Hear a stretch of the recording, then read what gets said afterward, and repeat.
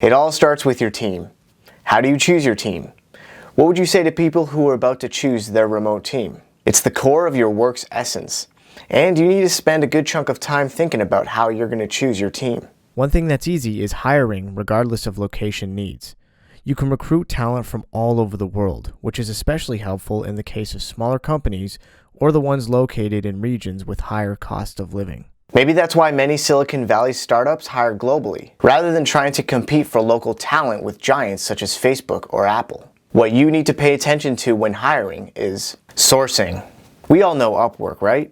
You might be wasting time here. Not all specialists on Upwork are interested in full-time employment. Many prefer freelance or contract-based agreements. Also, Upwork fees can be a pain in the butt. A better choice are dedicated job boards, like WeWorkRemotely, Remote.co, or FlexJobs. The vetting process here isn't as transparent, and you don't get any guarantees if you pick an unreliable candidate. But chances are higher you'll find the right person soon. To make the process smoother, you can use recruitment automation tools to streamline your sourcing process and qualify your candidates, helping you make informed hiring decisions. Next up, onboarding. The key here is to guide the new hires through the most crucial aspects of their work, gradually increasing the difficulty of the tasks and providing feedback throughout the process. A typical onboarding plan might take on average 8 weeks, covering both theory and practice. Regular feedback sessions, team meetings, and talks with the mentor help the new hires see the bigger picture, understand their role,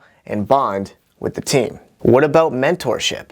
You can't expect your new hires to deliver the best if you drop them halfway through. Offering personal support and guidance after they've completed their onboarding increases the chances for you to get the expected results. Though that doesn't mean micromanaging and spoon-feeding every new hire for months. A good idea would be to break your team into smaller groups and assign mentors.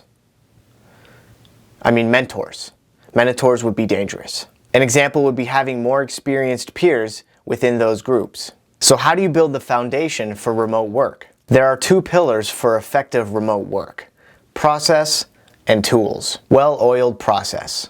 Clear and transparent internal process contributes to the overall success of your organization, as well as each team member's productivity. They allow each team member to function autonomously, knowing what they should do and what comes next. Documentation. That's what you need in order to build a well-oiled process within a remote team. Start from high-level checklists, best practices, or ready-to-use assets, like sales, scripts, or templates. And later on, build exhaustive playbooks for all business-critical processes. Reliable tool set. Slack, Zoom, Asana, and basically the whole G Suite, not G Unit, G Suite, are your starter pack for a reliable tool set. Aside from that, to add some efficiency and effectiveness, you can also use Slite for a unified knowledge base and seamless information sharing within the organization. 1Password for effortless access management across departments and roles. WorkPath for effective goal setting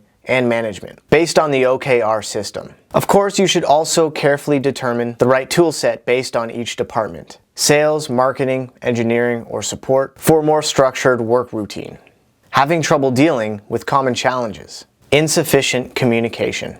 Make communication your priority. Use any tool that might make it easier to connect despite the physical distance. And hold daily and weekly check-ins, preferably over video calls. Of course, adopt asynchronous communication for matters that aren't as urgent. Syncing productivity. Stay on track throughout the day by using time management techniques. Example, breaking down your workday into intervals and allowing yourself to get distracted during the short breaks. Don't enforce a strict working schedule or an 8-hour working day. Instead, prioritize the results. This means if you manage to complete a 5-hour task in 4 hours, you can have that extra hour to yourself. Lack of motivation. Celebrate small wins and acknowledge your team's achievements. You can even try some gamification tactics, rewarding your team members with badges or keeping a leaderboard within the team. Keep in mind, incentivizing good behavior isn't always the best way to motivate your remote team. Foster each team member's inner motivation by creating genuine engagement within your remote team. We hope this video will help you get started. Pay attention to your company's culture, values, and transparency before thinking about scaling. Make sure your team shares your goals and your values. Plus, remember to build a sense of trust and community within your organization. That's it for now. Check out some of the other videos and subscribe if you enjoy the content. See you next time.